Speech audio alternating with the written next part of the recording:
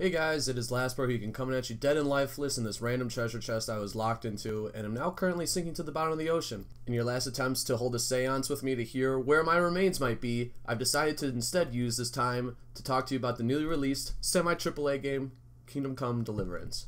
For starters, that was the first time and this will be the last time I use the full name of Kingdom Come Deliverance. From here on out, I'll just refer to it as Kingdom Come. Anyways, Kingdom Come is an open-world RPG putting you in the aesthetically beautiful and much likely cleaner version of medieval Bohemia. You play as Henry, the wanderlust-filled son of a blacksmith. So we already knew how this archetype goes. Your seemingly boring life is suddenly upended with a group of bad guys way above your level coming into your village and destroying everything you ever held dear. You nobly try to stop them from fucking up your couch, fucking up your town, but it is of no avail. And just like how I handle problems in life, instead of trying to fight and die to take the easy way out, you turn tail and run away from all your problems and loved ones and start a new life like the spineless coward you are. Now, onto the mechanics of the game. Almost immediately, you are hit with the vague notion that Kingdom Come is a hybrid between the Elder Scrolls series, The Witcher, and Mount & Blade. In terms of the RPG elements and how you interact with the world, this is why I would say Elder Scrolls and The Witcher. The Witcher in the sense that you are given your pre-made character with his own voice actor who is given a preset personality and demeanor. I'd also be remiss that just like Geralt of Rivia in The Witcher 3, our main character Henry has the same character trope that every girl that he comes into spitting distance of immediately wants to forsake their Christian vows and sleep with him. I also say Elder Scrolls just in the way that how you level up as a character and how you interact with the world. I mean that in the sense that, as we all know, how you level up in Elder Scrolls is by using items to not only build up your individual skill in that, but also your skill as a main character. That's very similar to how it works in Kingdom Come. If you use an axe, you skill up in axes. If you use a sword, you skill up in swords. If you hunt with a bow, you not only skill up in bows, but also with hunting as well, which also gives you your own perks, similar to how it worked in the older versions of Elder Scrolls, meaning Morrowind and Oblivion. The combat of the game, however, immediately lends itself to a much harder version of Mount & Blade. I mean this in terms of whether you're choosing the direction of where you place your attacks is also butting up against the timing of how your strikes work, along with dodging and parrying the blows of your opponent. This aspect of the game can be incredibly satisfying, but also so frustrating at other times, for better or for worse. This game really gives the player a bare-bones take on combat assistance. While I personally love it, newer people to the hack-and-slash combat games might go absolutely insane with this gaming combat mechanic. Alright, we are running out of time before this gypsy you hired charges you another 20 bucks in Star Wars Battlefront loot crates, so I'll move on to the positives and negatives of the game. The first positive is that this is not an easy game, and I mean that in a good way. The quest markers are going to be vague. Combat, especially archery, can be difficult, but as I said before, when you're able to take out that guy, whether it be in a sword fight or a street brawl, or you finally figure out where the hell you need to go, all of it can be super duper satisfying to move to that next marker in the game. Your gear is also not going to last forever. Your clothes are going to run ragged, your blades are going to get dull, and so especially starting out when you have almost no income, no loot to your name, figuring out how to haggle your way out of the impoverished levels of debt you originally start the game in after the prologue is super tricky, but quite fun. I've also been very pleased with the storyline thus far. Yes, there is a level of predictability with it, but it's the way the game designers have so adamantly made sure that they more or less stuck with the historical narrative of the time. So you can't help but feel appreciative that you, Henry the Blacksmith, are in some way actually taking place in a real part of history.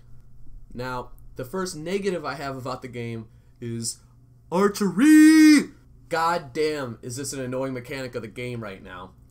I am not saying I need a red dot sight on this medieval bow so I can 360 no-scope rabbits out in the woods, but give me a goddamn break. Between the intense swing of your feverishly weak dainty boy arms that is also draining the 8 seconds of stamina that you have, and the ability to hold your breath for a more consistent shot, and the no option to even slightly see where your arrow might be landing by, I don't know, maybe looking down the shaft of the bow or the arrow. Archery in this game right now basically just entails you looking like the drunkest hobo in Europe, firing countless arrows at a rabbit that is staying 5 feet away that the game's mechanics only recognize if you get close to it, not if your arrow goes whizzing over its head and lands less than a foot away.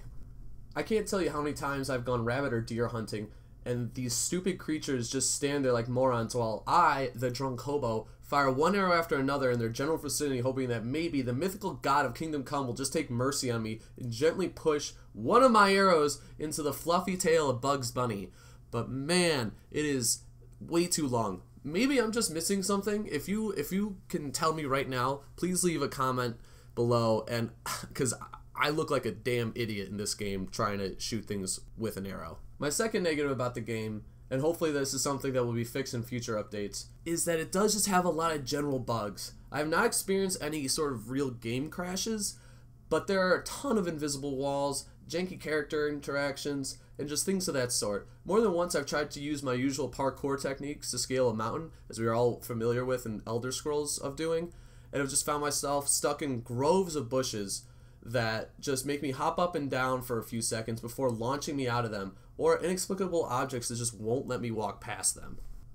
My last negative about the game is its saving mechanisms. You can only save if you sleep or you drink a special brew that costs money in the game, not like actual real currency, but in-game currency, to quick save. Otherwise, and then the third way is special quest markers. Like if you get so far in the main quest, it will save for you.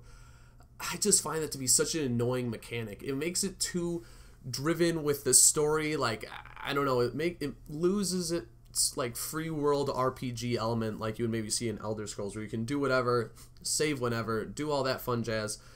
This game doesn't quite have that, and I hate games that make you fall into certain lines without just being able to click save at any point in the game. I get that it kind of makes it lose its authenticity a little bit, where, you know, you need to actually perform well in combat. You just can't keep saving right before you engage. But God, it's more annoying than it is like something that helps enhance the gameplay. But for my verdict, so I will say right now that the price tag is going to make any sane person wince at first reception. A $60 game that was not made by like a AAA studio, so you know they're going to kind of be rushing it, and I guess I don't even know why I said those words, since we still see plenty of AAA studios rushing out $60 games when they're not worth $60. Anyways, I could see why people would wince at that and why most sane people will not want to buy this game. And I, like many other people, came into this game expecting the worst from this high expectation, but you know, I gotta say, I've not been disappointed so far. I have really enjoyed my time playing Kingdom Come, and I will say that whether you're an Elder Scrolls fan or a Witcher fan, I'm sure you can find enjoyment in this game. There's a lot that it has to offer. If you really aren't sure that the price tag is for you, then, you know, give it a couple months, join the Patient Gamer subreddit, and learn the discipline, and just give it a while, and I'm sure you can come back and find enjoyment with this game. Alright guys, I can start to feel the waterlogged chest that I'm in settle on the bottom of the ocean right now, and I know your time is going to be up with the seance as well. So if you want to hear more reviews from my murky grave, feel free to hit that sweet subscribe button, and if you would like me to review a specific game, let me know in the comments. And if you have any sort of complaints, anything you didn't like about this, make sure you ask for Luxbu, that's Luxbu, and complain to him. He's in charge of that. I don't handle that at all. But as always, my guys, this is Last Mohican, and happy gaming, gamers.